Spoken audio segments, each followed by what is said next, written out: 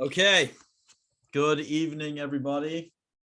If you live east of Chicago, tonight is a very special night. Tonight is Purim Katan.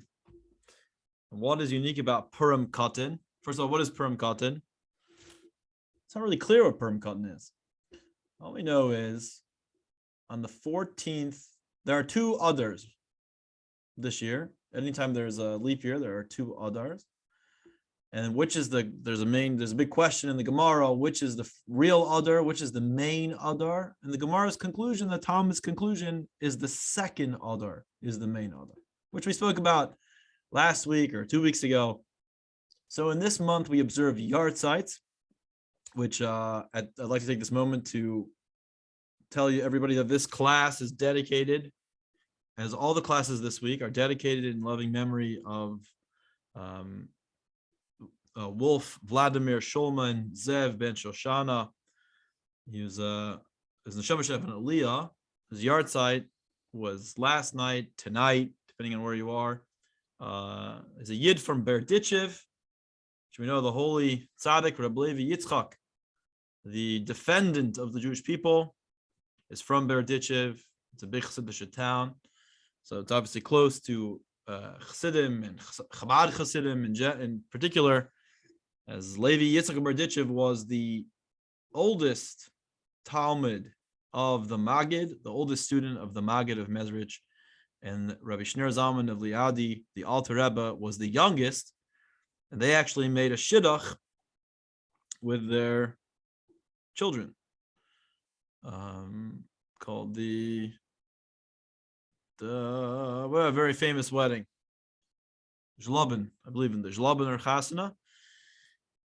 Zev Wolf, he lived in Berdichev, a man of Mesiras Nefesh, of self-sacrifice. And Schuse Yogin Aleinu, all of his schusim, all of his merits should protect us, and especially his children and his grandchildren. Amen. So tonight, in the month, the first month of the Adar, we commemorate Yartzites. On the second Adar, we commemorate all of the simchas. So bar mitzvahs, birthdays, Purim, Shushan Purim, will all take place the next month. But there's something called Little Purim, which is tonight. And everybody knows that there are 4 sections to the Shulchan Aruch. And the first one is Orach Chaim, deals with everyday life. Shulchan Aruch is the code of Jewish law.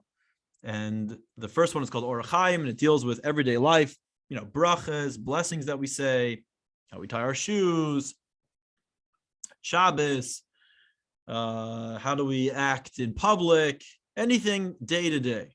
And everybody has to know those laws, and that's what we go through in Kitzur Shulchan Aruch. We do an abridged version of that. The last halacha in that first part in Orach Chaim deals with Shushan Purim, which is interesting. What does he say? The Ramah says about, Shushan Purim, Purim Katan. And what does he say? There are no mitzvahs connected to today, but there is a custom to increase in joy, to have special joy and to have a little bit more of a seudah, a little bit more of a meal than usual. In other words, you should make a meal, and there should be joy on today, which is very Hasidic thought, and Kabbalah takes this very far and says, in fact, there could possibly be no greater day, no more joyous day than Purim Katan. Because Purim Katan is a day of joy, but yet it has no mitzvahs connected to it.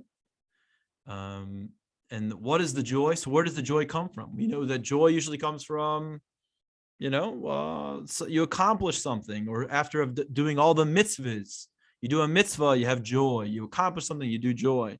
A special event, there's a special joy. But Purim Katan celebrates the fact that we're merely Jewish. You just celebrate who you are and the fact that we have mitzvahs. We have an ability to connect to God. Unlike any other creation, we have direct access. It could be covered over, but we have direct access. We have channels and doors that can be accessed that no other creation has. and we celebrate that. We celebrate who we are, and it has no limitations. And that's why there are no mitzvahs, because a mitzvah would limit you. It would limit your day. Even at the end of the day, a mitzvah, yeah, it's only can only be performed in this world, and although it takes you to places that are infinite, but in and of itself, it's sort of limiting you. You can only do it at a certain period of time. It has to be done in a certain way. There's like this idea, this concept of limitation.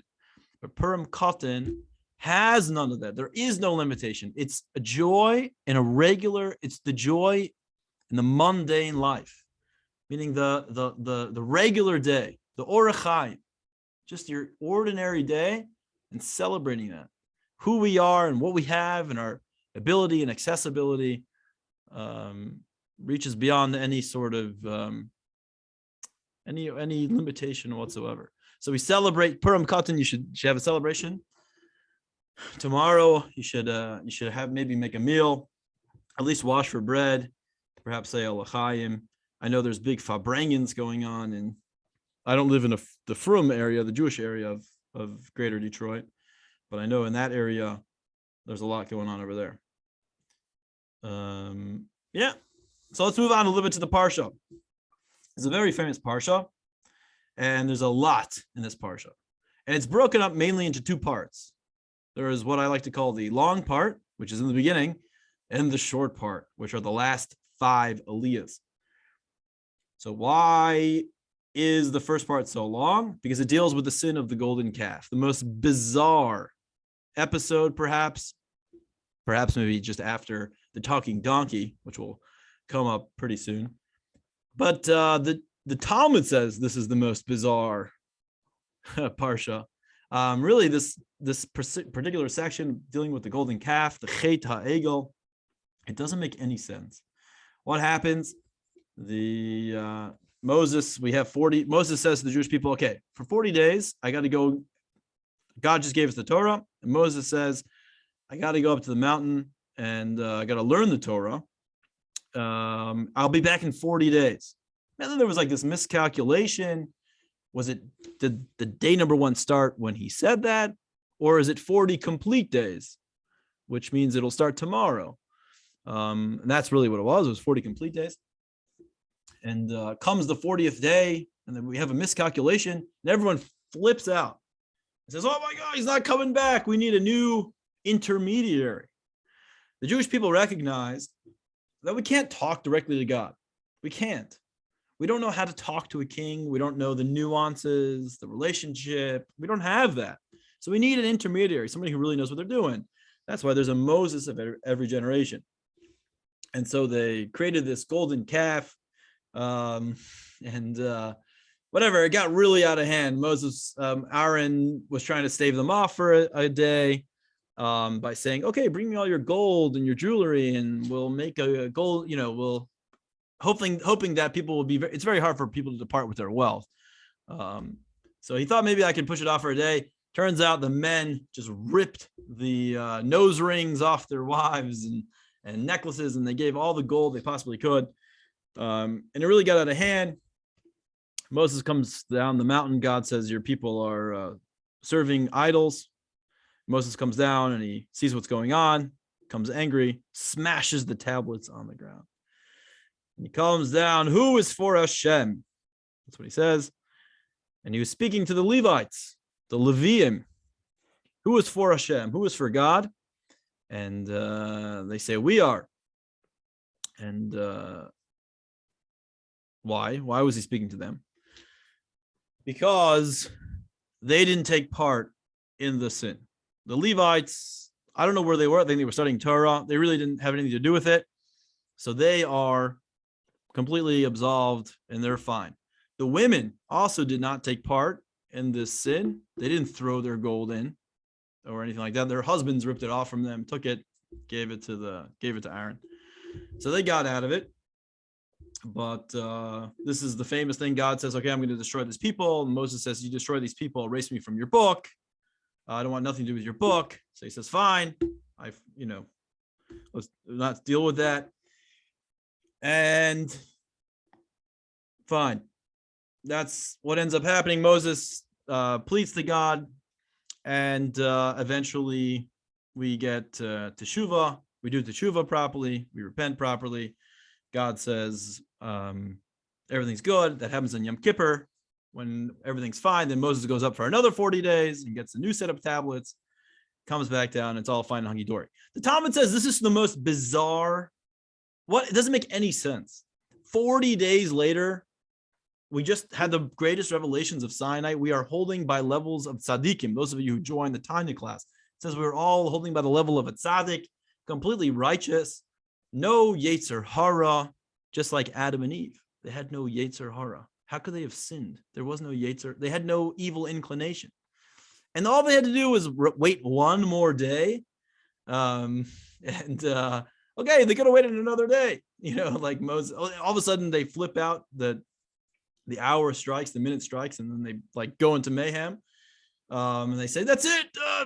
Forget everything. Let's serve an idol. It doesn't make any sense.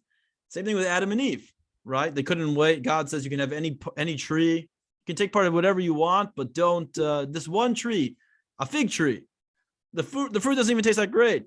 That you can't have. Please stay away from that. And they can't handle it. What, in less than 20 minutes, she eats and he eats. Doesn't make any sense.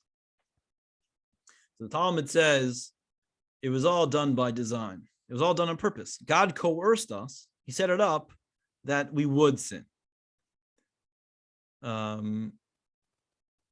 Just to take a little step back, very few. There were 3 million Jews. It says, the Torah says 3,000 took part. There was, over 3 million people. And it says 3,000 people took part in the sin of the golden calf. Not all Jewish.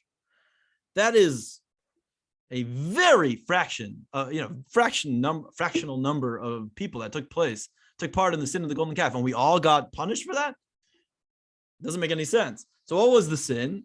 The sin was we all sat back and we didn't do anything about it. We watched it happen. Most of us watched it happen.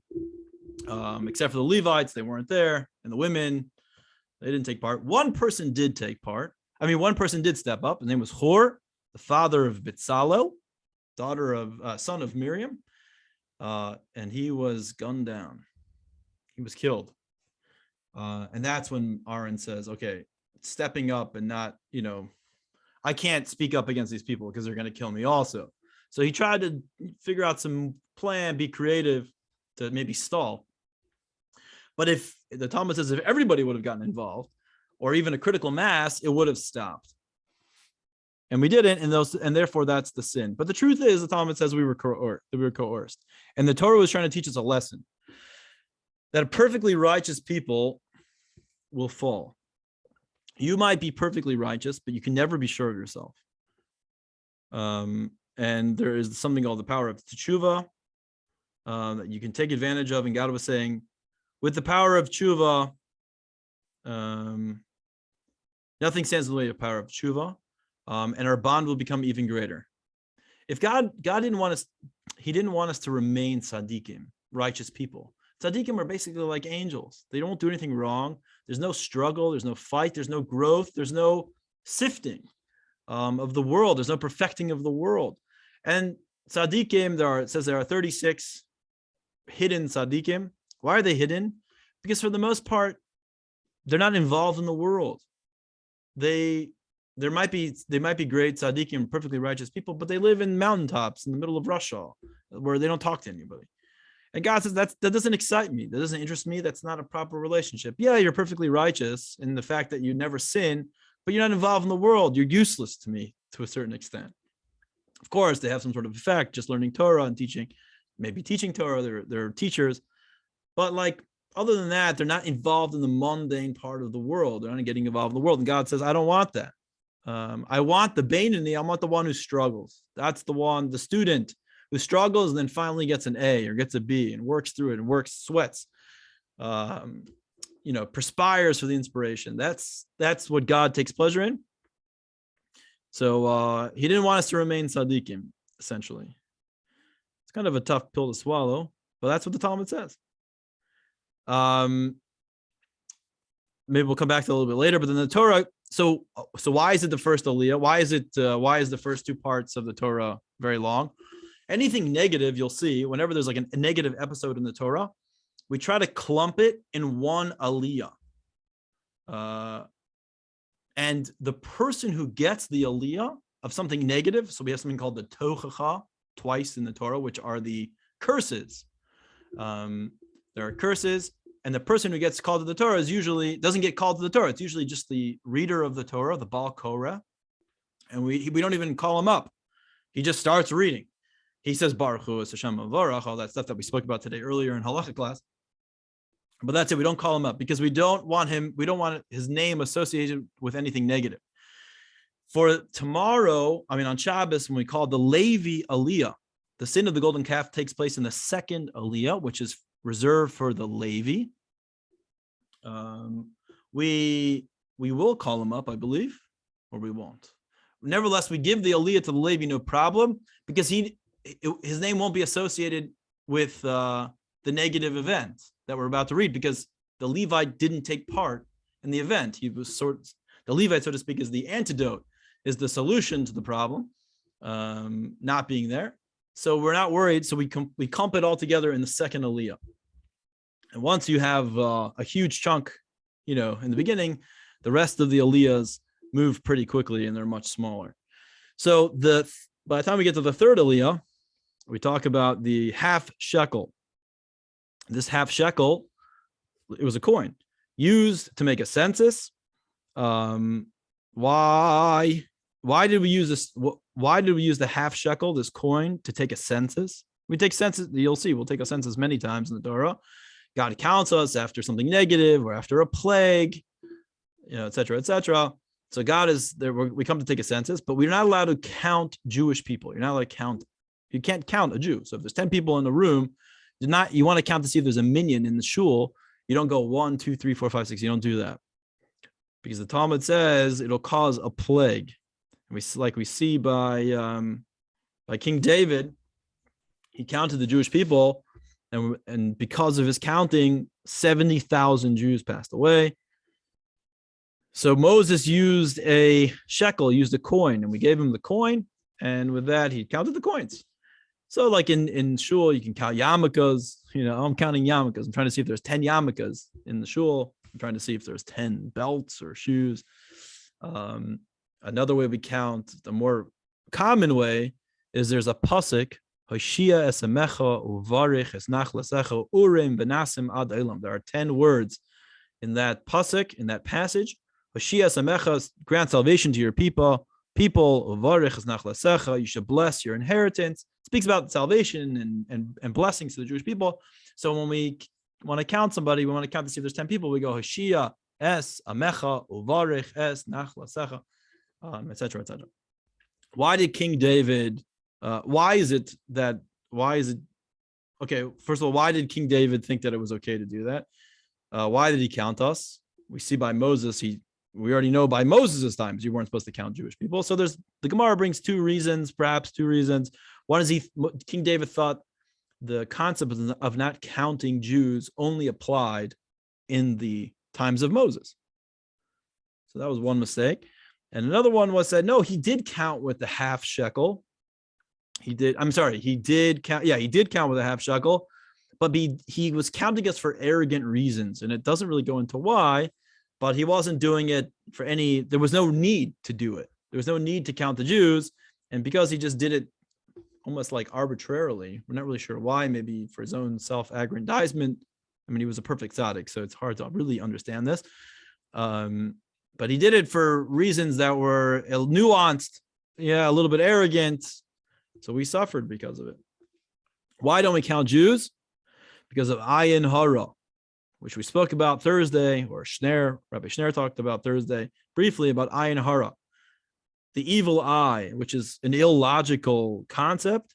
Basically, Ayin Hara is showing off to people what you have, and then they judge you. And what they're going to do is they're going to judge you unfavorably. Yeah, we always look for, I shouldn't say we, but a lot of times we look for the downfall of people who are very famous, the rich and the famous, very successful. You want to see their downfall, especially people who flaunt what they have. And it brings bad energy. Kabbalah says it brings bad energy to that person. Words have effects, thoughts, feelings affect the world. There's the butterfly effect. And so you don't want to draw attention to yourself. And that's when you count to see how great. Why are you counting? To see how much you have, how great you are. And that causes bad energy. So we don't count the person. We count the number. We count like the shekels or the yarmulkes, whatever. It's like a cute little kind of like a roundabout way to deal with the situation.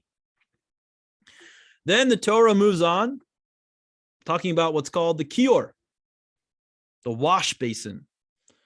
When in the courtyard, in the Holy Temple, or in this case, in the tabernacle, the Mishkan, as we call it, there was the kior, which is a copper wash basin made out of the mirrors. The one in the tabernacle is made out of the mirrors that the Jewish women used in Egypt to seduce their husbands. In Egypt, one of the things that Pharaoh did was women did man's labor, and men did women's labor. So what does the Torah say? That the women worked in the fields and did all that sort of field work, while the men did sewing and whatnot. And it was very tedious for the men. They were exhausted. And one of the reasons, and they slept separately. The women slept in the field and the men slept in houses, whatever. It was very humiliating for both. Obviously the idea was to break the spirit of everyone, but the men were able to see the women, I think, once a week, right before Shabbos or on Shabbos. And whatever, the men were exhausted. They weren't interested in being together with their wives, or intimate, maybe, especially not intimately. And the women would take the mirrors and they would do this trick that would say something like, don't I look pretty? Or something like that. And the men would gaze upon the woman, his wife, in a mirror, and he would be seduced, so to speak. And because of that, there were children. And it was a great, so they can have children. Now, the continuation of that story was the women took those mirrors with them when they left Egypt.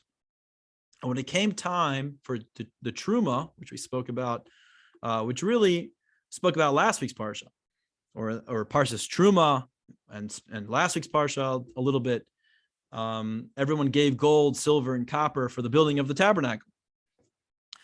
The building of the kior, the talking about the kior, this wash basin, should have been spoken about in previous Parshas. Why is it mentioned here? Excuse me. So we have a concept in Torah called how's it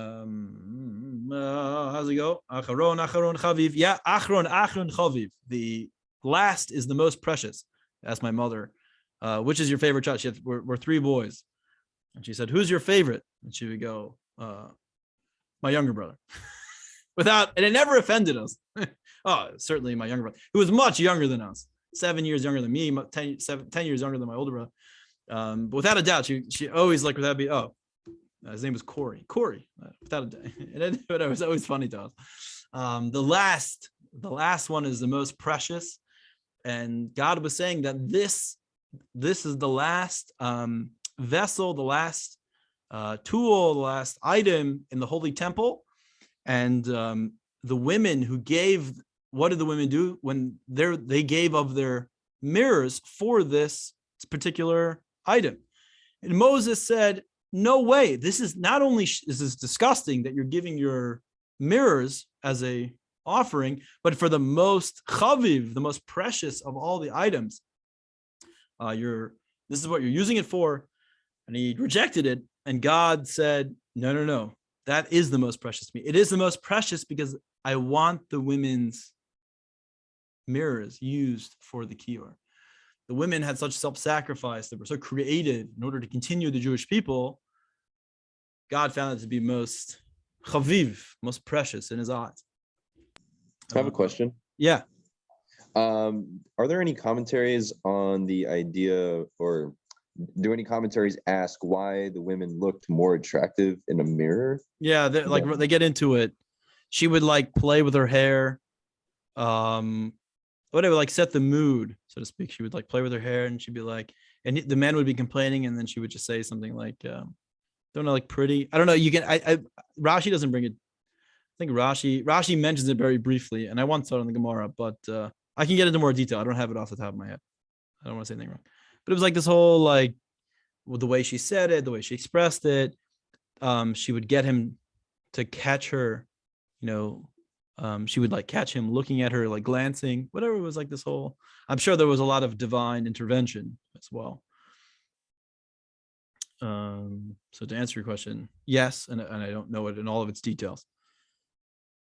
Anyway, the question is, why do we have this wash basin? So there's the concept of tuma, impurities that rest on the hands, on our hands for different reasons. We touch things that are impure, so you have to wash your hands when you're dealing with items of kedusha.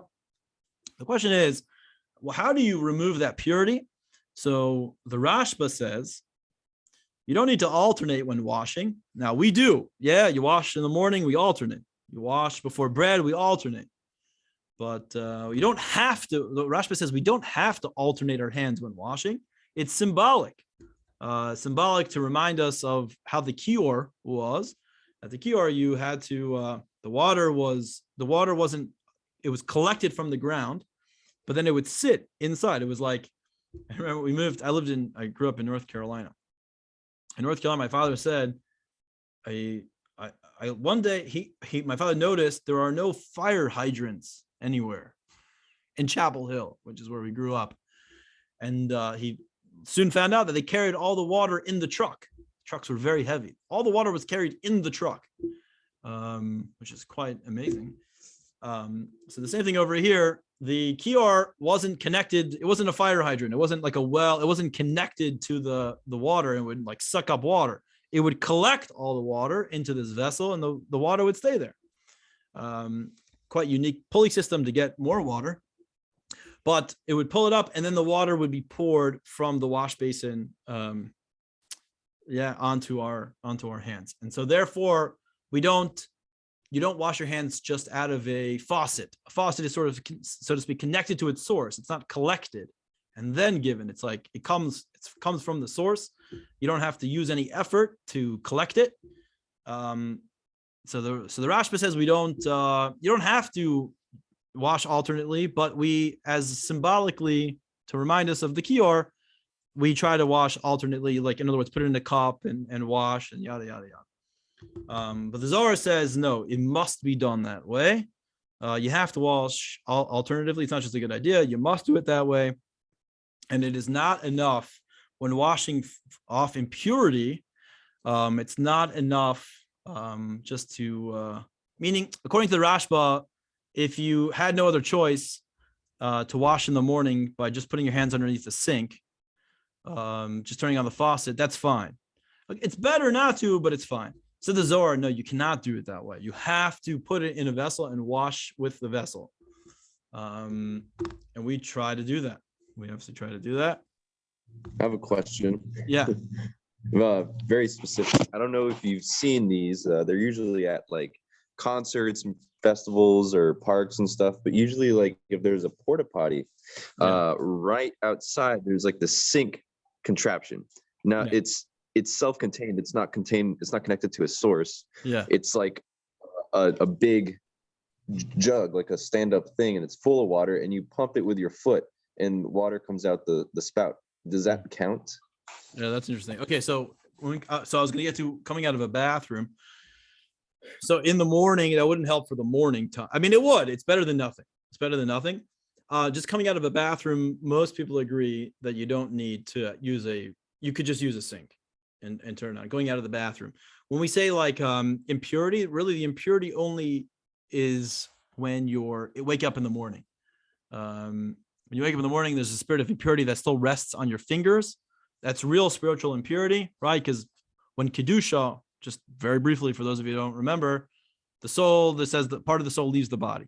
And whenever a soul leaves a part of the body, what's left is a void, is a vacuum, and that gets filled up with tuma, spiritual tuma. This is spiritually speaking. There's nothing unclean. You're not disgusting or anything. This is spiritual impurity. And there's certain things you can't do when you're spiritually impure. So, and in order to wash them off or and then what happens is the soul returns back to the body, and most of that impurity leaves, but a little bit of it remains on your fingertips. So that's why we wash our fingertips. That's why on Yom Kippur, we're not allowed to wash our hands. We're not allowed to wash your hands. You can't wash your hands. But so we are very particular to only wash your hands on our fingertips, because that's where there's impurity, and you can remove impurity on Yom Kippur, but you can't wash. So we don't do anything more than we're supposed to. To answer your question, you could just use it for, if you go to the bathroom, if you scratch any place that's sweaty, if you touch your armpit, your hair, that's a problem. Rabbi, do you do the fingertips on Tisha B'Av as well? Yes, you use the fingertips on Tisha B'Av as well. Yes, good question. One more related, real quick. Sure. Would that contraption work for washing for bread? If you have nothing else, yes. If you wanted to, wash for bread and go eat the non-kosher festival food, like, would that work? I'm not sure it really would matter, but right. Yeah, it would. Yeah, it would. It makes a difference. Yeah, you could. I mean, try to get a cup. You just pour it in a cup. Can you get a cup?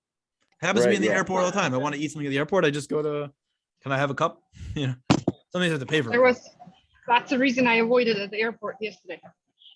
Because you had to pay for a cup? So, no, I said I avoided eating any bread or whatever, so I don't have to wash my hands, because like all bathrooms were so busy. Oh yeah, I mean, as gross as it sounds, I wash like at a drinking fountain or something. Like, I'm not dirty. I just or you can go to Starbucks and you can use their sink or whatever. There's places you can get a sink at an airport. I don't know. I guess I usually live in big airports. They have stuff, but I mean, you're in New York, you should have a big airport. Yeah, just get a cup. I would get a cup and just go wash your hands. Yeah, I don't know. Yeah, so the truth is I avoid washing also. The truth came out. I do avoid washing. Okay. There's no more questions. I'll just move on. Then we move on. The parsha moves on to consecrating all of the items in the Holy Temple, consecrating the Kohanim. They have to be consecrated. How do they get consecrated? Through olive oil. Like this perfumed olive oil. Olive oil is holy. Why? Because the Zohar says if you look at the olive oil, it always floats to the top. There's like this level of transcendency, and we see that physically. So we see that it has some sort of holiness, has an incredible level of holiness. So everything must be have oil poured on it. It's put on a certain way. They don't necessarily just pour a bunch of oil over the Kohen. He's got they put them in certain parts. They do it a certain way. They make symbols to consecrate the Kohen, and the Levite gets consecrated. The Levite does not get consecrated, as far as I remember. But certainly all the other items get consecrated, dipped in oil, a certain kind of oil. Then it moves on to the most powerful sacrifice in all of the temple, the incense sacrifice. It was put on a golden altar, all very holy items in the most holy items in the Mishkan, in the tabernacle, and obviously by extension the holy temples, were made out of wood, but then covered with gold. And the golden altar, which was inside the Heichal. Yeah, if you look at the picture of the Beis HaMikdash of the Holy Temple, there's like this little building called the Heichal, which we spoke about two parshas ago. Inside, they had the golden altar, as opposed to the outer altar, which was made out of copper, which was used for animals. The inner altar was gold, and it was used for the incense. There are 11 ingredients for the incense. This is called ketores or ketoret. Kabbalah explains there are 10 spheros, 10 ways that Hashem expresses himself, chose to express himself. So therefore, and everything we know in this world, zeh lumat zeh asa likim, Hashem made a counterpart to everything holy. So there's also 10 counterparts in klipa, that which covers over holiness. And the 11th, but we have 11, you say. There's 11. And 11 represents that pure ego, that ani ve'efsioid. I am here and there's nothing else, says the ego. It's all, I am here and there's nothing else. And we offer that up turning even that 11th into holiness. It's a very holy process. The family of Aftinis was a family that knew how to combine the spices, the 11 spices, at a special way of doing it. It wasn't just 11 spices. It was 11 spices that had to be there, but then you could also add other, there were certain other ingredients added to create smoke. Certain things you cannot put in there, like honey, even though it would make it smell very good. Something called Mei Reglayim, water from Reglayim. And there's two explanations. What does that mean? Water of Reglayim. I remember the first time I read it. I thought it was, I want to share it because I thought it was interesting. Reglayim could be, Mei means water. Reglayim can either mean a city, the city of Reglayim. You can't put the water from the city of Reglayim in there. And Reglayim also means legs, water from the legs. Urine. Can't put urine in there, even though it might make it smell good. But there were other things that were put in there to make it smell sweet, especially. It says that if they would have just left the karbonis, the animal sacrifices, it would have smelled like a slaughterhouse, right? The Holy Temple basically was like a big slaughterhouse, shechting animals, slaughtering animals the entire time. And there were miracles. There were no flies that came. Nothing. There was no real. The meat never went bad. There were 10 miracles that happened in the Holy Temple, and in the Mishkan, and all these different places. But the incense offering made it smell so sweet in the Holy Temple, and that's why they added that's why they made it smoke up so that it would become very smoky.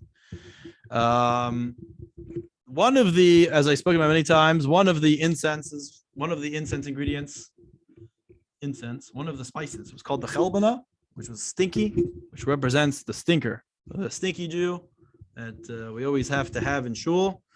Hashem, really, this was his favorite of the 11 spices. I would have picked cinnamon. Cinnamon's in there. It's pretty good. And mixing up the stinky Jew makes it smell very wonderful. And the lesson is that Hashem, what's the deeper lesson? The deeper lesson is tolerance, that Hashem loves when we're tolerant of people who are not like ourselves. It says that the first Holy Temple was destroyed because of, the second Holy Temple was destroyed of sinas chinam, baseless hatred. What does that even mean, baseless hatred? And we're still living in the exile because of that, because of baseless hatred. What does that mean, baseless hatred? There's no greater example of that than what's going on now, really. I dislike you for a particular reason, and then therefore I cancel everything about you. I not only just because there's one thing I disagree with, I don't know how you talk to, my neighbor, let's say. Therefore, I dismiss everything about you. I hate everything about you. That's baseless. Just because you take one episode and then you apply it. Yeah, we see this by cancel culture, or we see this by politics. You're a Democrat and I'm a Republican. Therefore, everything about you, I hate everything about you, and vice versa. Republicans do to the Democrats, whatever it is. That's called baseless hatred. And the only way to counteract baseless hatred, sinas chinam, is ahavas chinam, baseless love. There's no reason for me to love you. There really is no reason for me to love you. You are a stinker. There's nothing about you that I like. But nevertheless, I will love you anyway. Now, love doesn't necessarily always have to mean like, or there's a lot of things about love. Love is natural, but it really just means getting into that deepest part of us, where we're one, where we're connected. Yeah, it's become, we hear it all the time. The culture has really accepted this concept. I mean, they haven't obviously accepted it. They've accepted it in some ways and accepted it and not accepted it in other ways. But they would agree with the concept, the idea that there's more reasons for us. We're more similar than we're different. And you have to reach that part, which fits once again very well with Purim Katan, that the simcha, the joy is just in who I am and my essence, my being, my truest self, just knowing that who I am and my abilities, what I can do and what I can be, and what who I really am. That's an incredible source of joy. But if you recognize that in yourself, you recognize that in other people. That's the big thing. It's easy to love. It's easy to. They always say it's easy to love. There's a hayom yom, day to day, a Hasidic saying that says, love of a fellow Jew. The Baal Shem Tov says you have to have love for a fellow Jew, even for a Jew that you've never met before. And Hasidim would always joke, it's actually very easy for me to love a Jew that I never met before. I have no reason not to love him. Okay, I can love somebody that I don't know. I don't know anything about him. It's the one, my neighbor I can't stand. Yeah, it's my cousin, my brother, my sister who I can't stand. I hate them. Yeah, the people who are closest to us. But really, it stems from a problem from within. It really if you can see it in yourself, like who you truly are. Don't love yourself from an ego place, but to love yourself because you appreciate who you really are at your core. You'll see that in everybody else, and that's the idea. That's the place we're trying to get to. That's what Chassidus is all about. That's every day we try to get to that point. And then you become one with everything, so to speak. You see the beauty in everything, animal, different type of person. Moses was humble before every single person. We're going to read that in the Torah. He was the most humble man because he connected with everybody. Aaron was able to connect with anybody, Jew, non-Jew, animal, it didn't matter what it was. And that's what we're trying to get to. There was one ingredient in the incense, which was some say pig's blood. Again, typically we're not able to elevate things that are not kosher. That's why we stay away from them. The elevation process really is done by staying away from it. But the incense was so powerful that it can even elevate something non-kosher. Which kosher, the word for kosher is isser, something which you're not allowed to do is called isser, which literally means to be tied down, which means you can't untie it. There's no tool, no mechanism to untie it, to elevate it. So you stay away from it. That's what you're supposed to do. That's what God says to do. You're not doing anything. You might think, I'll figure it out. No, God says it's by design. However, there's one tool that could elevate certain things that are usually isser, tied down, and that is done by the Ketores. The Ketores, there are even saying the Ketores today has its effects. It says that if you want to deal with, there's going to be a plague that breaks out. And when there's a plague, an angel told Moses the way to offset a plague, told him like as a secret when Moses was up on the mountain, do the Ketores, do the incense offering. So when the plague happened, Moses told Aaron to offer incense, and the plague immediately stopped. So the plague has the ability, saying the incense every day, the Ketores every day, is a segula, segula means like an omen for health. Omen, is that like the correct English word? I believe. I don't know. It says the sandik, the person who holds the baby during the bris, is like the Ketores. His feet are like the Mizbeach, and his fingers, he has 10 fingers, are 10 of the ingredients, and then the baby's counted as the 11th ingredient. And it was very holy. That's why we go after the sandik, after the bris, everyone goes to the sandik and asks for blessings because he's been elevated. You can only be sandik once. Well, you can only, in your family, you shouldn't use the same sandik more than once for your family. And that's because, that's what the Zohar says, and that's because the incense offering in the temple was so holy and everybody wanted to do it. You can only do it once in your lifetime. So as a symbolism, a form of symbolism, and the Zohar says it actually has its effect. The sandik, you should only have one sandik in your family. In other words, you have 3 kids, let's say. So one grandfather can be a sandik, the other grandfather, and then by the 3rd child, you should have somebody else do it. It blocks any negative forces that can hurt you. So there's a real reason to say the incense every single day, the Ketores. Then the Torah speaks about Betzalel. Betzalel is the son of Hor that we spoke about earlier. And he's the head architect. This kid was just no normal kid.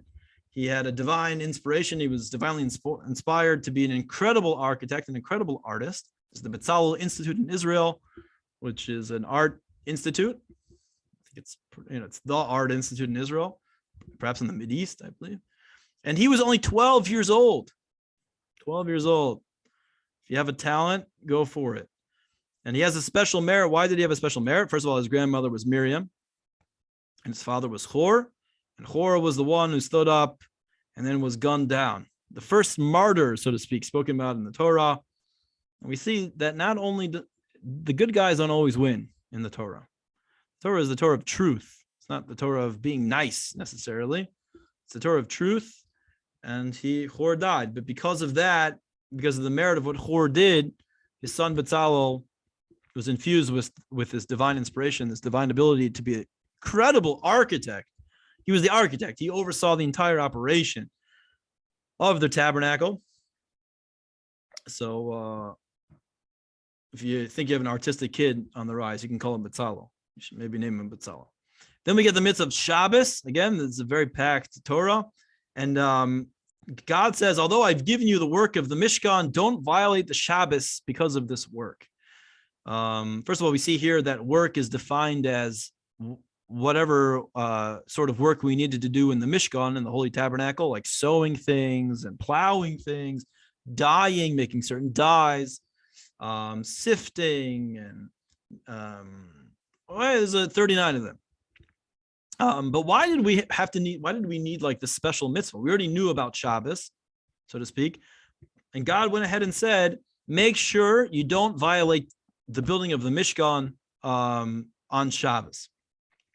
Why do we think that you can violate Shabbos for the Mishkan? So the Rebbe explains, when God gave the other mitzvahs, when God gave a mitzvah, he told it to Moses, and then Moses would tell it to Aaron, and then Moses would tell it to Aaron again, and then to his kids, Aaron's kids, and then Moses would tell it to Aaron, his kids, and then to the elders, and then the elders would go ahead and teach it to the entire Jewish people. So a couple things over here, we see that you're supposed to learn Torah. You're supposed to learn something 4 times. If you learn the Gemara, if you look in the Gemara, if you open up a Talmud, Rashi and Tosfos, which surround the Talmud and the Mishnah, there's 4 lines to tell you you should learn the Torah 4 times. So here we see 4 times.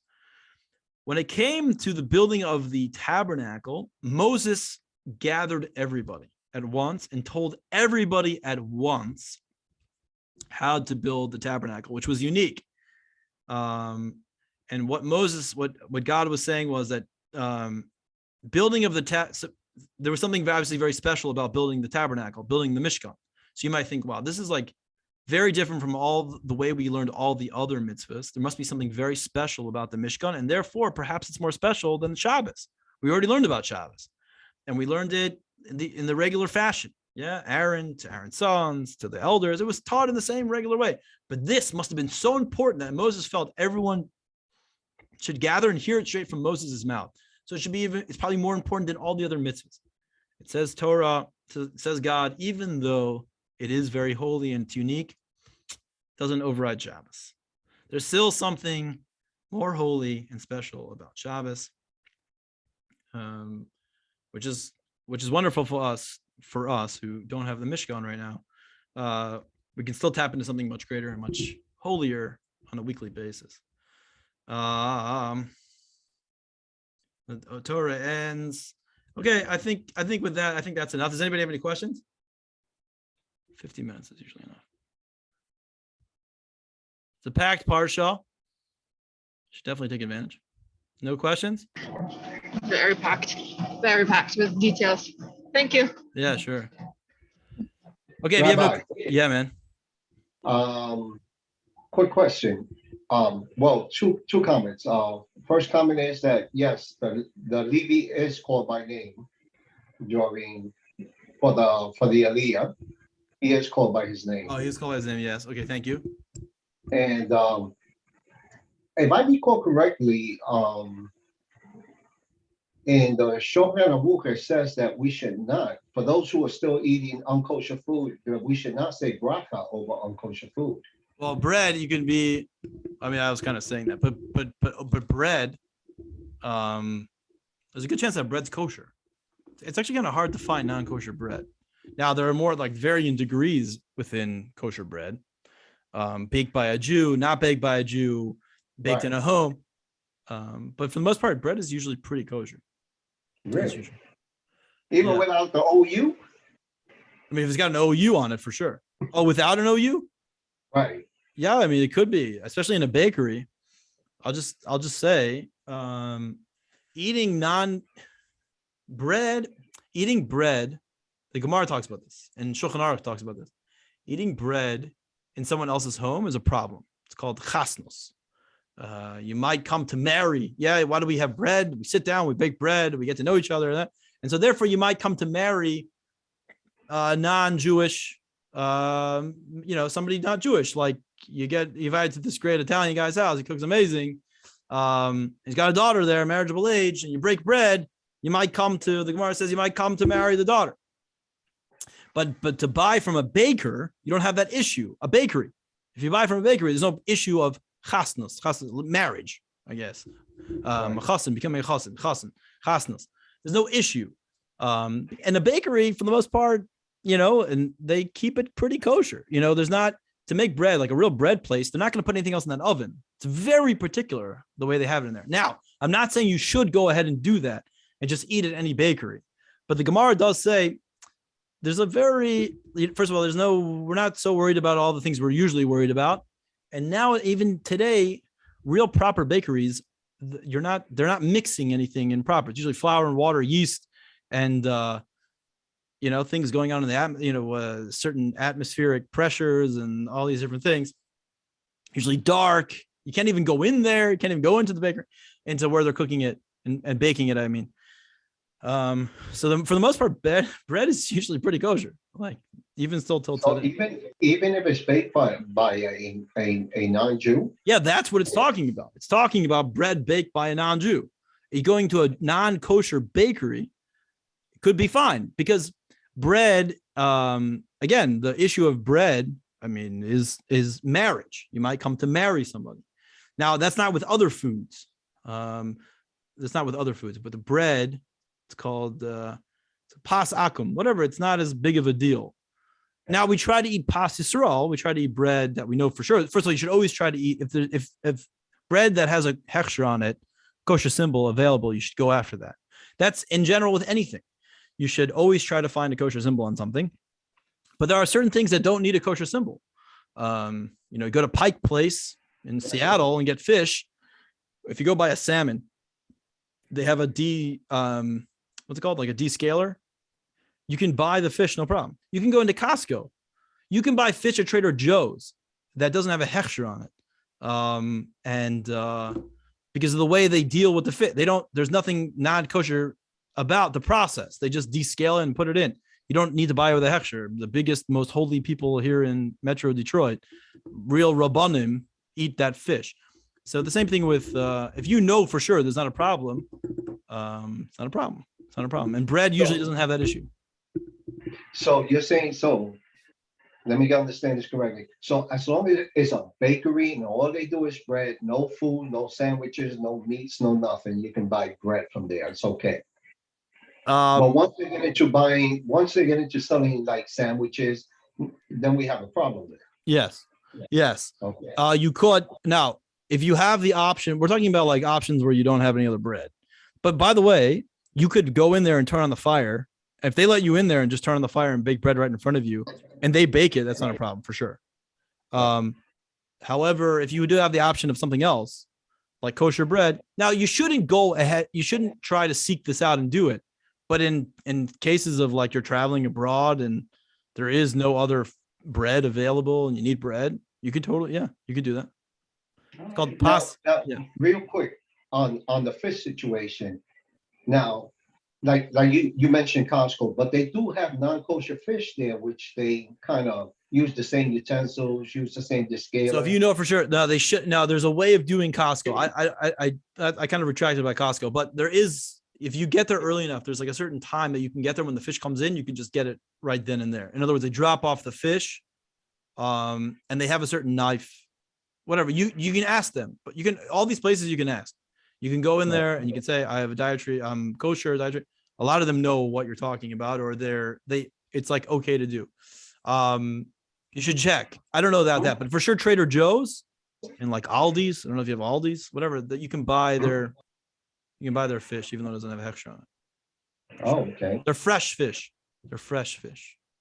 Yeah. So when you say fresh, it's not like because I went to a fish market to try to get fish for Fridays, and trying to get away from the frozen stuff. But they do gut it. Yeah, but they That's the probably problem. ask them if they change the knives. What do you have a certain knife that you use? They also don't normally clean it. They don't clean it like with a sanitizer. They usually just clean it with water, or they have a certain way of cleaning it. You can ask them, what's your process? Okay. How do you clean it? I go into a coffee shop and I ask, how do you make the black coffee? How do you clean the urn? And in New York, it's usually not an issue. They know exactly what you're talking about. And if they have like a button that if you ask them, how do you clean it? That's usually your biggest issue. Do you mix it with other? Are you gonna put it in a sanitizer that has like food and everything in it?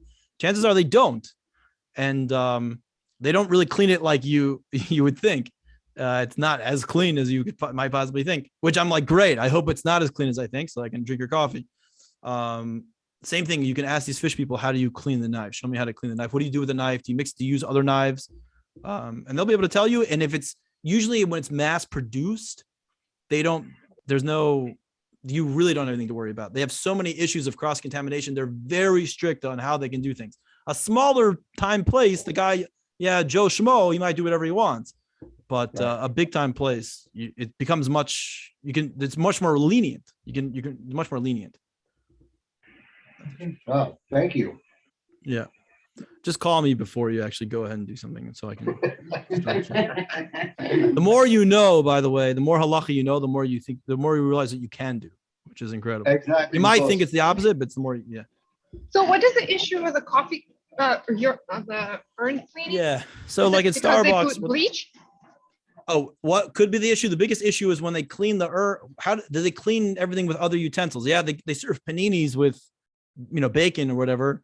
Is that being cleaned together in the same dishwasher as the urn? Do they put it in the same dishwasher and therefore hot water is mixing with bacon and you know what I mean? Like everything's being passed around. So taste is now being Yes, imparted. correct. So Makes sense. yeah. So sometimes though they clean it with they just clean it. It's self-cleaning. So you don't have to worry about it. They use like a tablet or something like that, some soapy tablet. But yeah. Espresso machines are usually very good. Like if you want to just get an espresso, you just put it right into the cup. You can ask them to put it right into a to-go cup. That's 99.9% of the time. It's totally fine. They don't Right, clean the under- espresso things inside the sanitation thing. That espresso machines, real proper espresso machines have their own cleaning mechanism. All right, thanks, Rabbi. Yeah, sure. Yeah, laws of kosher. This is what I got my certificate. Laws of kosher. Okay. Yeah. Okay. Tomorrow. Okay, Oh, sorry. If you have any more questions, just let me know. Tomorrow is Tanya and something else. Okay. okay. So here's Yeah. the issue, Robert. Can I ask you a favor? Can you post